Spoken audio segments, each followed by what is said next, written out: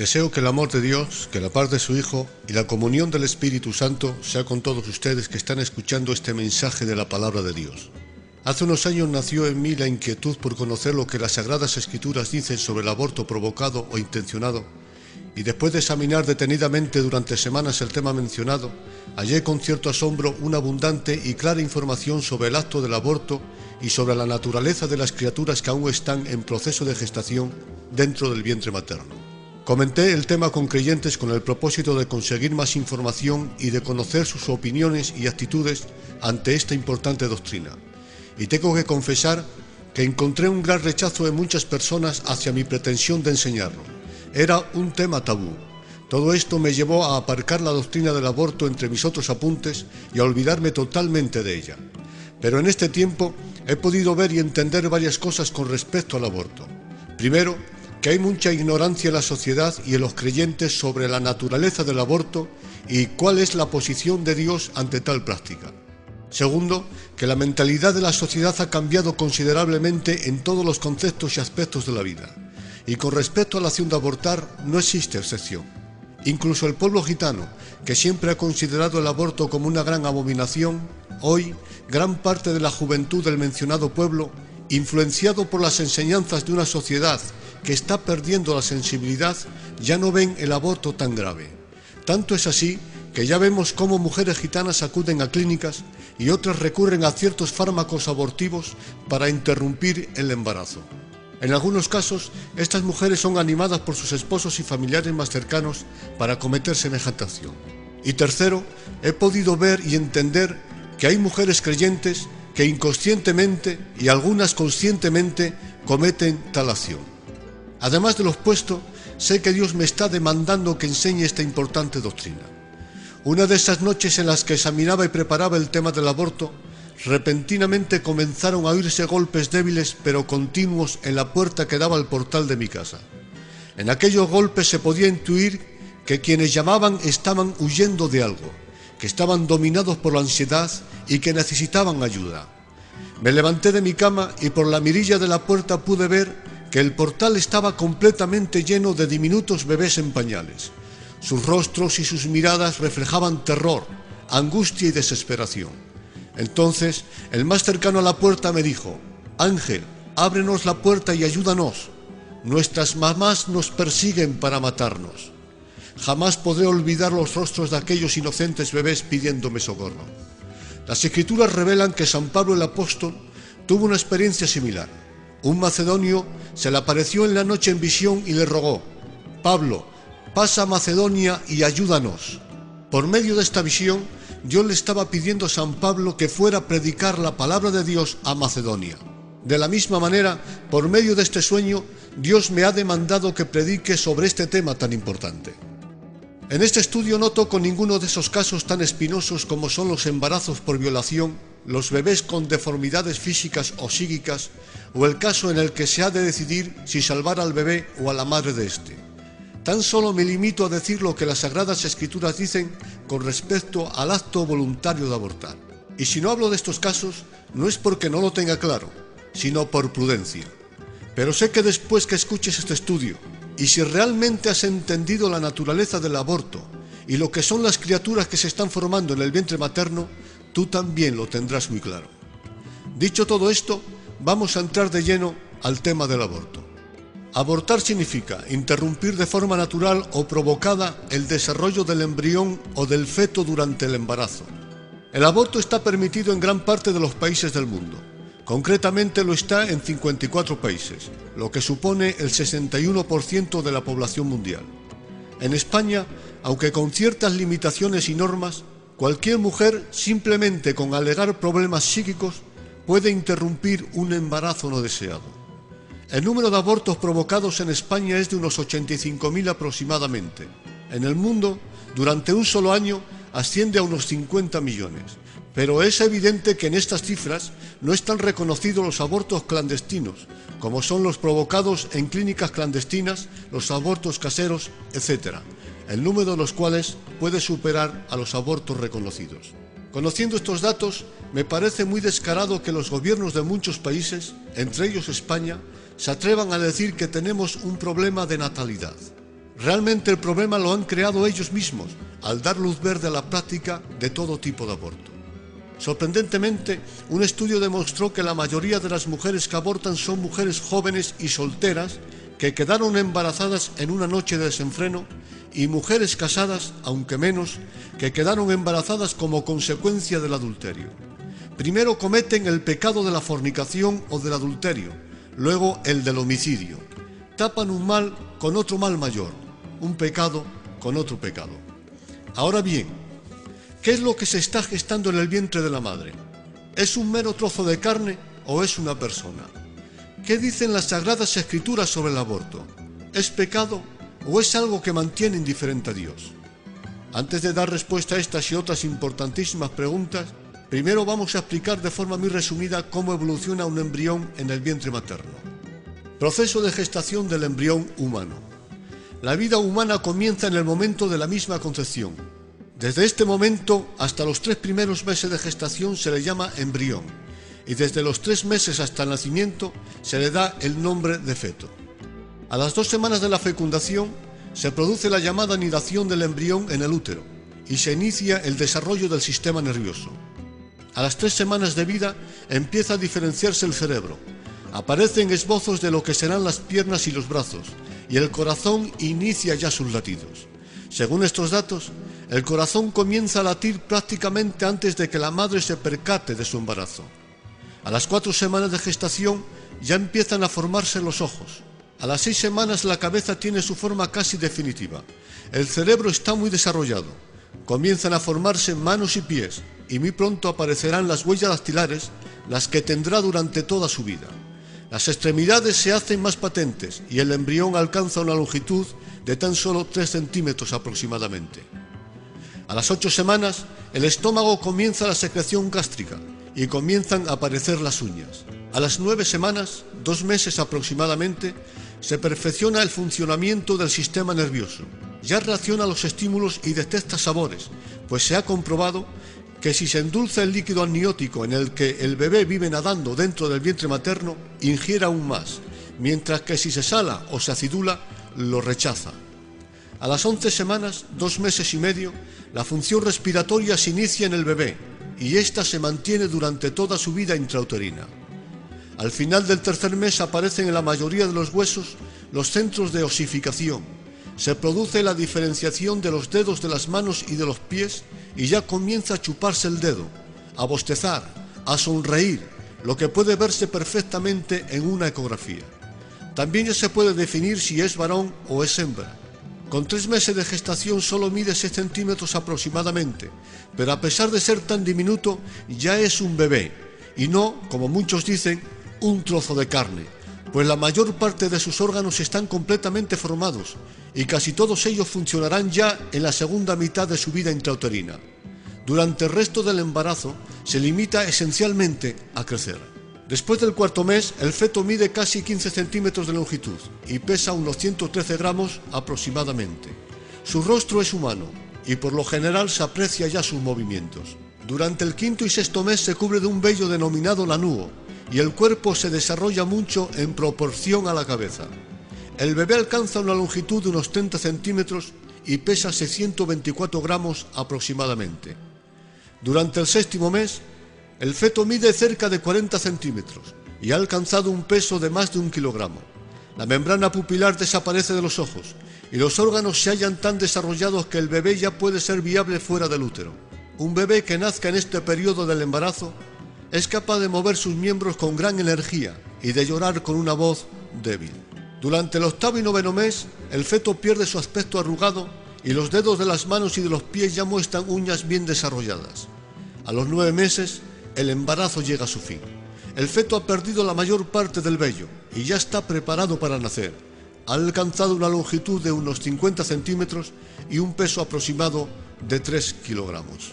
A grosso modo, este es el proceso del milagro de la gestación del bebé en el vientre de la madre. Pero aquí no termina su evolución, sino que hay cambios que se producirán después de nacer. Por ejemplo, la primera dentición aparece 6 meses después de su nacimiento, y los dientes definitivos lo hacen hacia los 7 años. La pubertad, con todos sus cambios anatómicos y fisiológicos, sucede en la segunda década de la vida y la capacidad reproductora en la mujer se inicia poco después de la pubertad. Es decir, la vida es un proceso único, que empieza en la fecundación y no se detiene hasta la muerte, con sus etapas evolutivas e involutivas, ascendentes y descendentes. Luego, el hecho de que el bebé que aún está en el vientre de la madre no esté desarrollado por completo, no quiere decir que no sea un ser humano, pues un bebé ya nacido aún no tiene dientes, muchos no tienen cabello, no pueden caminar, ni hablar, ni engendrar descendencia, etc. Y sin embargo, aunque aún siguen evolucionando, nadie duda de que son seres humanos. De la misma forma, aunque el bebé en el vientre de la madre no esté formado por completo, esto no significa que no sea un ser vivo. Lo que quiero decir con todo lo expuesto es que algunos se confunden y otros mienten intencionadamente al decir que un feto es tan solo un trozo de carne. Si su corazón palpita, si mueve sus extremidades con energía, si bosteza, si se chupa el dedo, si parpadea, si ingiere líquido amniótico e incluso sonríe, como se puede ver perfectamente en una ecografía, es porque es mucho más que carne muerta o materia inanimada, es un ser humano. De hecho, el pasado 24 de octubre del año 2006 nació en el Hospital de Batista de Miami una niña de tan solo 5 meses de gestación con un peso de 284 gramos y una altura de 24 centímetros solamente, poco más que el tamaño de un bolígrafo. Después de 4 meses en la incubadora, ha alcanzado un peso de casi 2 kilos y mide 63 centímetros y lleva una vida completamente normal. Ahora bien, ¿qué dicen las Escrituras sobre el aborto? Vamos a considerar 3 declaraciones bíblicas sobre tan importante asunto. Primera declaración bíblica. Dios es el creador de toda la criatura. Así está escrito en el libro de los Hebreos capítulo 1, versículos 2 y 3. Dios, por medio de Cristo, hizo el universo. Cristo es el resplandor de su gloria y la expresión exacta de su naturaleza, quien sustenta todas las cosas con la palabra de su poder. En estas palabras escritas en la carta a los Hebreos, hallamos resumidas 2 profundas verdades en lo que refiere a la creación del universo. Primero, que Dios es el creador de todas las cosas. Esto lo hallamos en la frase: Dios, por medio de Cristo, hizo el universo. Juan el apóstol también dijo: todas las cosas por Él fueron hechas, y sin Él, nada de lo que ha sido hecho hubiera sido hecho. Segunda verdad que hallamos en el libro de los Hebreos: que Dios ha dejado establecidas unas inteligentes leyes para regir y para sustentar todas las cosas que Él mismo creó. Esto lo hallamos en la frase: Él sustenta todas las cosas con la palabra de su poder. Entre las innumerables cosas hermosas que Dios creó está la creación del genoma humano, y entre todas las leyes naturales que estableció para regir y preservar el universo están las maravillosas y sorprendentes leyes que rigen la gestación de los embriones humanos. La ciencia ha sido capaz de descifrar gran parte del genoma humano y de explicar el procedimiento del milagro de la gestación, pero existen aún muchas cosas que los científicos aún no son capaces de entender ni de explicar. Por ejemplo, está demostrado científicamente que a los 22 días de la fecundación y cuando el corazón del embrión tan solo tiene el tamaño de una semilla de amapola, una de las células que lo componen repentinamente da un primer latido, causando un efecto dominó en todas las demás células que componen el diminuto corazón. Progresivamente van latiendo una a una hasta que todo el corazón en conjunto comienza a palpitar. Inevitablemente surge aquí una pregunta: ¿quién da la orden a esa primera célula para que espontáneamente dé el primer latido? La Biblia dice: en él estaba la vida, y la vida era la luz de los hombres. Otro de los grandes misterios para la ciencia es el por qué el cuerpo de la mujer, que se rebela contra todo tumor, contra todo virus, infecciones o cualquier especie de enfermedad que aparece en él, ahora que ha concebido un embrión que va creciendo cada vez más, hasta alcanzar incluso los 5 kilos de peso, el cuerpo de la mujer no solo no reacciona en contra de él para destruirlo, sino que además le recibe, le protege, le abraza y le alimenta. Tanto es así que los órganos vitales de la mujer encinta, como lo es el corazón, se echa hacia un lado para hacerle sitio al bebé. La ciencia no lo entiende, Pero los creyentes sabemos que toda esta maravillosa forma de racionar del organismo de la mujer encinta a favor del embrión que ha concebido no es otra cosa que la obediencia a las leyes de Dios que rigen el universo. La gloria es para Dios.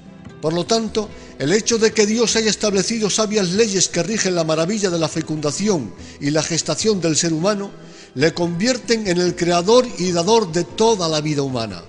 Así lo entendió y escribió David bajo inspiración divina.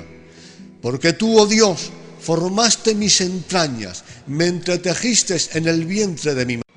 Ahora bien, algunos se pueden preguntar, si es Dios quien forma los embriones, ¿por qué nacen niños con malformaciones físicas o psíquicas?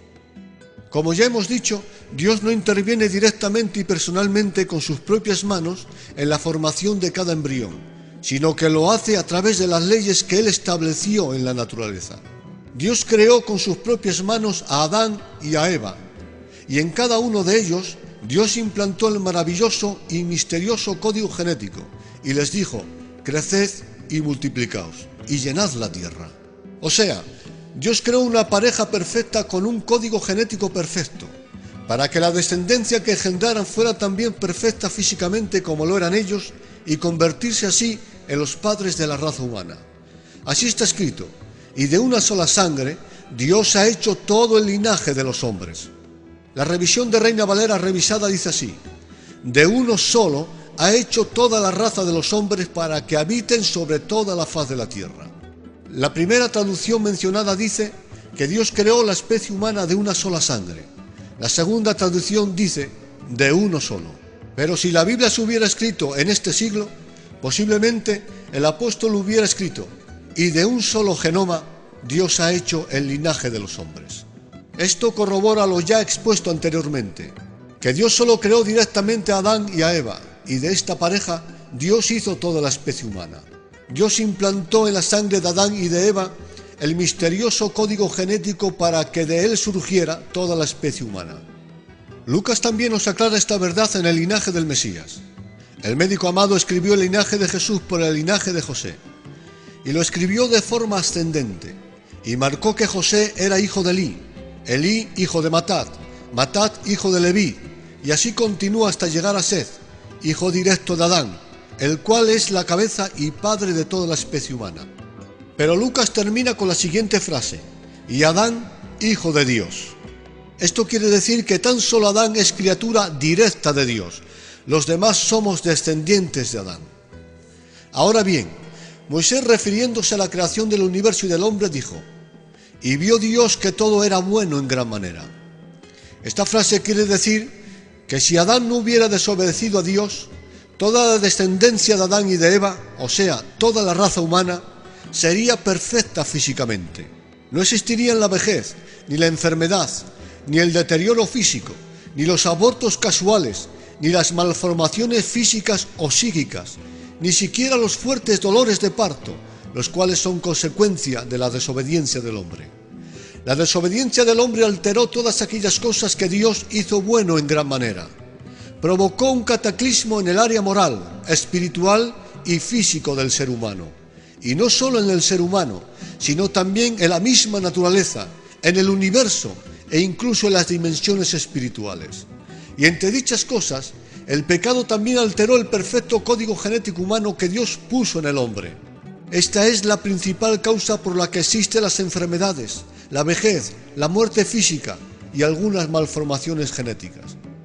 A esto hay que añadir que algunos pecados, hábitos e imprudencia de los futuros papás hacen que aumente el riesgo de dichas malformaciones. Algunos de ellos son el consumo de alcohol, de droga, de tabaco, de ciertos fármacos y de otras sustancias tóxicas. Pero el hecho de que Dios es el creador del primer hombre, del primer código genético y de las leyes de la gestación embrionaria, le convierten en el creador de cada ser humano. Así está escrito en el Salmo 127, versículo 3, herencia de Jehová son los hijos. Vuelvo a repetir las palabras ya mencionadas de David, porque tú, oh Dios, formaste mis entrañas, me entretejiste en el vientre de mi madre. También está escrito en el Evangelio de San Juan, todas las cosas por él fueron hechas, y sin él nada de lo que ha sido hecho hubiera sido hecho. Sí, Dios es el creador de cada ser humano, es el creador de cada hombre, de cada mujer, de cada niño y de cada embrión. Y si Él no hubiera puesto en el ser humano el código genético y no le diera el espíritu, no existiría la raza humana, se hubiera extinguido con Adán y Eva. Luego, si Él es el creador de la especie humana, evidentemente también es el dueño de cada bebé que se está gestando dentro del vientre de cada mujer encinta. El libro de Job dice en el capítulo 42, versículos 12 y 13, y bendijo Jehová a Job, y tuvo 7 hijos y 3 hijas. En otras palabras, cada niño o cada niña es una bendición que Dios nos concede a cada matrimonio, para que además de aportarnos alegrías, les cuidemos, eduquemos y enseñemos cómo conducirse en la vida humana y espiritual. Es Dios el verdadero creador y dueño de cada criatura, y no solo de cada criatura, sino de todo el universo. Esto significa que no tenemos ningún derecho de impedir que se forme y de que nazca el bebé que ya ha sido engendrado, pues no es nuestro, sino de Dios. Como está escrito, suya es la tierra y toda su plenitud. Y también está escrito en la palabra, todas las cosas son hechas por Él y para Él. La gloria es para Dios. Segunda declaración bíblica. Dios ama a los embriones humanos. Dice el Salmo 127, versículo 3. Cosa de gran estima es el fruto del vientre. El verbo estimar significa considerar y apreciar a alguien o algo por su calidad o circunstancia. Luego podemos leer el texto bíblico de la siguiente manera. Cosa de gran consideración y aprecio por su calidad es el fruto del vientre. Dios estima a los embriones. David también escribió, pero tú eres el que me sacó del vientre. Sobre ti fui echado desde antes de nacer. Desde el vientre de mi madre, tú eres mi Dios. Esta última frase nos revela que Él se ofrece y se convierte en el Dios de cada criatura. La Nueva Versión Internacional escribe el texto citado de la siguiente forma. Fui puesto a tu cuidado desde antes de nacer. Estas palabras demuestran que Dios se preocupa de tales criaturas o embriones. Ciertamente vivimos en una sociedad en la que impera un espíritu de discriminación. Se menosprecia y desprecia al mendigo, al extranjero, a las razas minoritarias, al anciano, a la mujer y sobre todo a los bebés que se están aún gestando en el vientre de sus mamás. Pero Dios no es como el hombre. Dios no tiene orgullo. Dios no menosprecia a nadie. Nadie pasa desapercibido ante sus ojos. Así está escrito en la palabra. Dios es grande, pero no desestima a nadie. Un bebé en proceso de gestación es de gran estima para Dios. Está escrito también en el Salmo 139, versículo 16. Tus ojos, oh Dios, vieron mi embrión. En la traducción bíblica Nueva Versión Internacional, la frase mencionada está escrita de la siguiente manera. Tus ojos vieron mi cuerpo en gestación. Dios ya piensa en los diminutos embriones y sin lugar a dudas, Dios ama a cada una de esas criaturas que se están gestando dentro de cada mujer encinta y lo hace con un amor infinito, inalterable y eterno. Tercera declaración bíblica. Dios tiene un propósito con cada criatura. El profeta Jeremías manifestó, vino a mí palabra de Jehová diciendo, antes que yo te formase en el vientre te conocí, y antes que salieses de la matriz te santifiqué y te di por profeta a las naciones. Estas palabras que Dios mismo profirió al profeta Jeremías revelan las 3 verdades ya expuestas hasta ahora en este estudio. Primera verdad, Dios es el creador del hombre. Esto lo hallamos en la frase, antes que yo te formase en el vientre. Segunda verdad, que Dios ama a los embriones antes de que éstos nazcan. Esto lo hallamos en la frase, te conocí, que en el lenguaje bíblico implica, te amé. Y la tercera verdad que revelan las palabras de Dios a Jeremías es que Dios tiene un propósito con cada criatura, ya desde el vientre de la madre. Esto lo hallamos en la frase, te santifiqué. Santificar quiere decir apartar a alguien para un propósito o una labor. En este caso, Dios apartó a Jeremías como profeta cuando tan solo era un diminuto embrión. Rebeca, la esposa del patriarca Isaac, estaba embarazada de mellizos y padeciendo cierto malestar físico fue a consultar a Jehová y él le dijo, 2 naciones hay en tu seno. Quizá Rebeca pensó que lo que tenía en su seno tan solo eran dos insignificantes trozos de carne, pero para Dios aquellos dos diminutos embriones eran dos naciones. Rebeca quizás solo veía materia, mas Dios veía dos personas de las cuales formaría dos grandes naciones, pues Él tenía un propósito con tales embriones. El apóstol San Pablo dijo: Dios me apartó desde el vientre de mi madre y me llamó por su gracia. San Pablo fue escogido por Dios para el apostolado cuando tan solo era un diminuto embrión en proceso de gestación. Dios tenía un propósito con San Pablo cuando tan solo era un diminuto embrión. Ahora bien, si Rebeca, la mamá de Jacob, hubiera abortado, habría roto el plan de Dios para con la nación de Israel. Si la madre de Jeremías hubiera abortado, hubiera privado a Israel de un gran profeta. Y si la madre de San Pablo hubiera interrumpido su embarazo, hubiera privado a la iglesia de un gran apóstol y maestro como era San Pablo. En otras palabras, si estas mujeres hubieran interrumpido sus respectivos embarazos, hubieran perjudicado al mundo entero. Tan solo el diablo se hubiera beneficiado con tales abortos. Y aunque es cierto que si estas mamás hubieran abortado, Dios levantaría a otro Jacob, a otro Jeremías y a otro San Pablo, porque Dios puede levantar hijos aún de entre las piedras, también es cierto que tales mujeres hubieran cometido el grave delito de entorpecer, desviar y retrasar los planes de Dios e interferir en sus benditos proyectos. Los casos de Jacob, Jeremías y San Pablo no son excepciones, sino que Dios tiene un propósito con cada persona ya desde el vientre de la madre.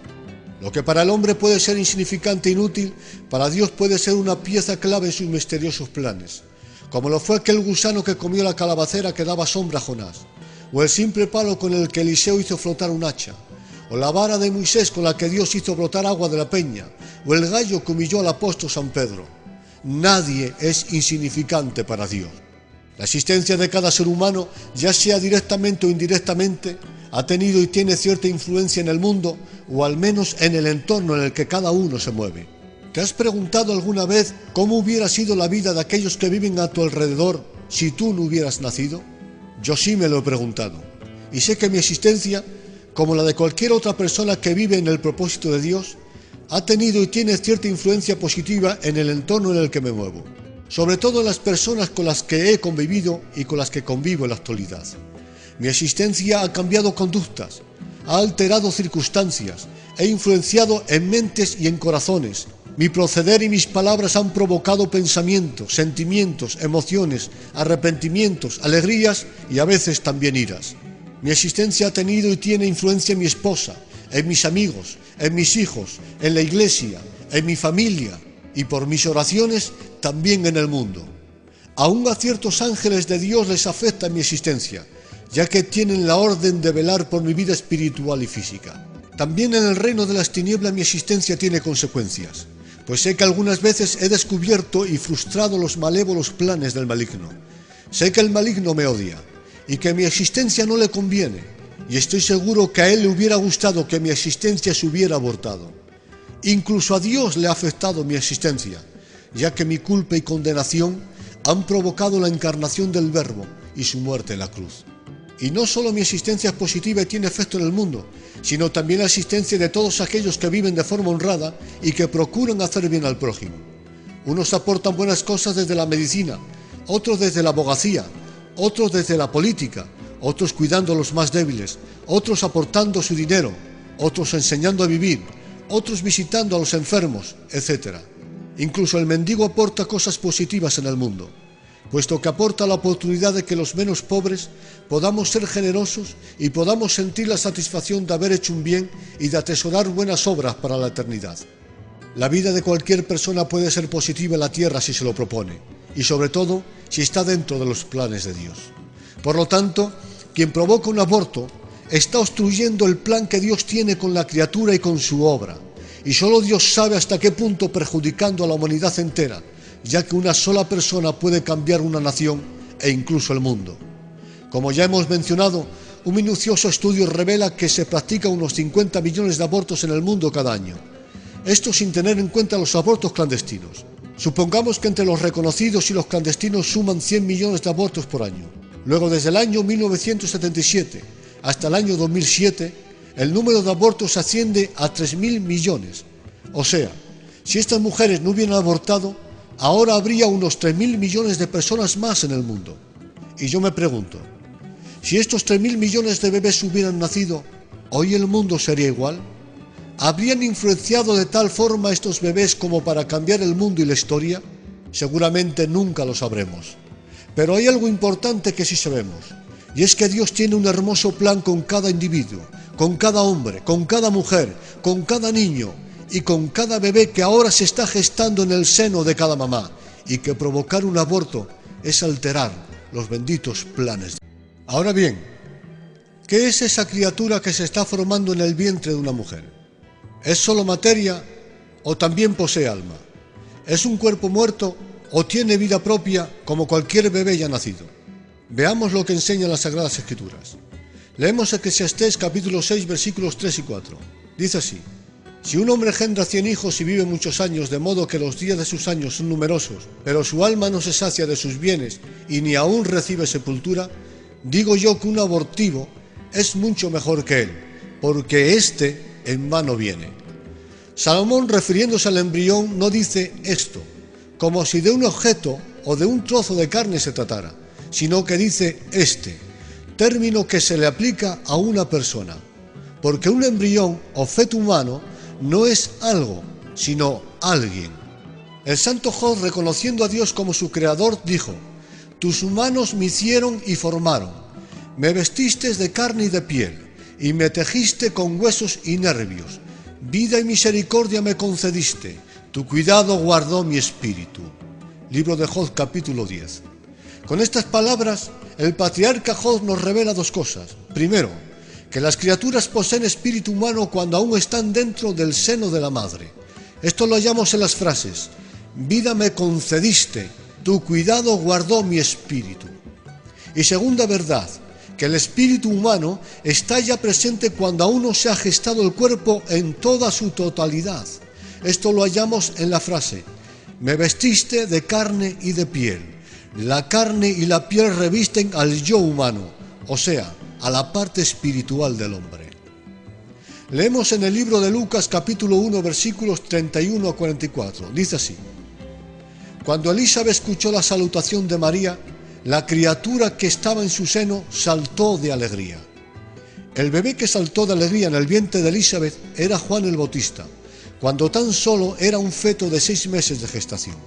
Sabemos que ni la materia ni los cuerpos muertos tienen emociones, por cuantos éstas están en el alma. Así está escrito: entonces mi alma se gozará en Jehová y se alegrará en su salvación. Tus consolaciones alegraban mi alma. También está escrito: ¿por qué te abates, oh alma mía, y te turbas dentro de mí? Luego, si las emociones están en el alma y brotan de la misma, entonces Juan el Bautista ya la tenía cuando aún estaba dentro del vientre de su madre. Y si tenía alma, tenía vida propia, pues como revela Santiago, el cuerpo sin el espíritu está muerto. La criatura que se estaba gestando en el seno de Elizabeth saltó de alegría, porque no era mera materia, ni un cuerpo muerto, sino un cuerpo con vida propia, o lo que es lo mismo, con alma. Dijo el ángel de Dios a Elizabeth, refiriéndose a Juan el Bautista: porque él será grande delante del Señor, nunca beberá vino ni sidra, y será lleno del Espíritu Santo, aún desde el vientre de su madre. La llenura del Espíritu Santo no es una necesidad del cuerpo, sino sobre todo y esencialmente del alma y del espíritu humano. Por esta razón, cuando el salmista estaba lejos de su Dios, dijo: como el ciervo brama por las corrientes de las aguas, así clama por ti, oh Dios, el alma mía. Mi alma tiene sed de Dios, del Dios vivo. En el Salmo 62:1 también clama el salmista: solo en Dios reposa mi alma. Luego, si Juan el Bautista fue lleno del Espíritu Santo cuando estaba dentro del vientre de Elizabeth, es porque ya poseía alma y espíritu. También está escrito que cuando Elizabeth se encontró con María, ésta ya había concebido a Jesús en sus entrañas, y Elizabeth le dijo: bendita tú entre todas las mujeres, y bendito el fruto de tu vientre. Elizabeth profirió una bendición para María, y otra para el bebé que se estaba gestando en su seno. Aquí hay que destacar que en el encuentro de María con Elizabeth, ésta estaba embarazada de 6 meses, pero María solo hacía días que había concebido por obra y gracia del Espíritu Santo. Luego Juan era un feto de 6 meses, pero Jesús, el hombre, tan solo era un embrión de pocos días de gestación. Sin embargo, a pesar de su corta gestación, aquella criatura por excelencia ya era contada como un ser independiente de la madre. Por eso Elizabeth le dio una bendición para la madre y otra para el bebé. El momento en el que el alma entra en el bebé en gestación no lo puedo afirmar, pues no cuento con la suficiente información bíblica para afirmar nada. Tampoco he encontrado a nadie que se atreva a asegurar cuándo es el momento de la fusión del espíritu y del alma con el cuerpo en gestación. Personalmente, pienso que el reconocido teólogo Louis Schaeffer no estaba muy equivocado cuando dijo que el espíritu humano sí lo da Dios directamente, pues así está escrito en las Sagradas Escrituras. Pero puesto que el hombre nace con el alma contaminada por la naturaleza pecaminosa, no es Dios quien la da directamente, dice el reconocido teólogo, sino que es transmitida de padres a hijos.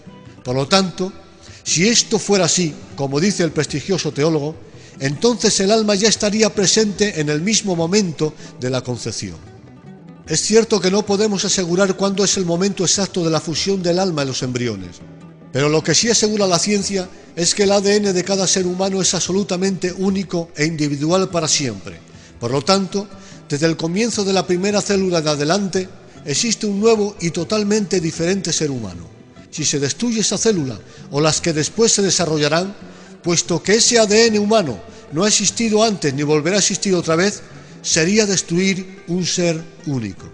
Esto nos deja ver que aunque un embrión es alimentado por la madre a través del cordón umbilical, ya es una persona, un ser, una vida con propia autonomía.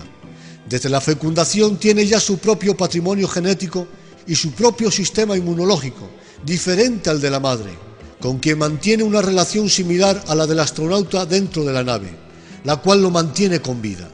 Si el astronauta saliera de la nave, moriría, pero no por estar dentro, forma parte de la nave. De la misma forma, si el bebé saliera fuera del seno de la madre en sus primeros meses de gestación, moriría, pero no por estar dentro, es parte de ella.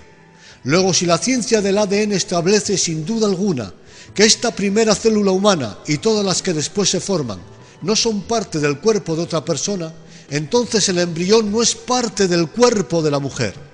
Con esto se anula el falso argumento de las mujeres que dicen: yo aborto porque soy libre para escoger lo que quiero hacer con mi propio cuerpo.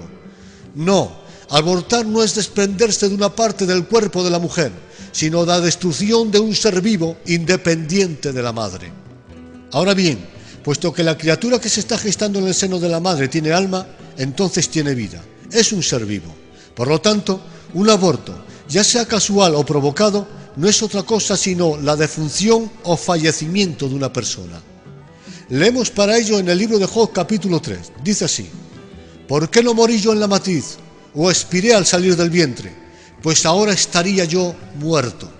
Job, en un momento de amargura, deseó haber muerto, o bien en el parto, o bien cuando aún se estaba gestando en la matriz de su madre. Aquí Job nos está revelando que el aborto casual o espontáneo es el fallecimiento de una persona.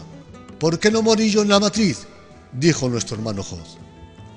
También utiliza el verbo expirar, palabra que se utiliza para expresar el momento en el que el espíritu abandona el cuerpo en el instante de la muerte.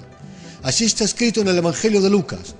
Entonces Jesús, gritando a gran voz, dijo: Padre, en tus manos encomiendo mi espíritu. Y habiendo dicho esto, expiró.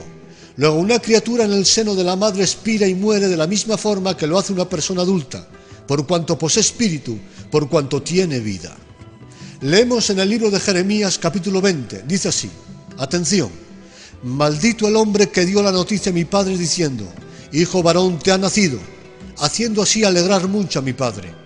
¿Por qué no me mató en el vientre? Y mi madre hubiera sido mi sepulcro y su vientre embarazado para siempre. Morir no es lo mismo que matar. Morir es una experiencia natural e involuntaria. Significa perder la propia vida, mientras que matar es un acto voluntario. No es perder la vida, sino quitarla, y tiene que ver con el asesino, con el verdugo o el suicida. Pues el verbo matar significa, literalmente, dar muerte, sacrificar, quitar la vida.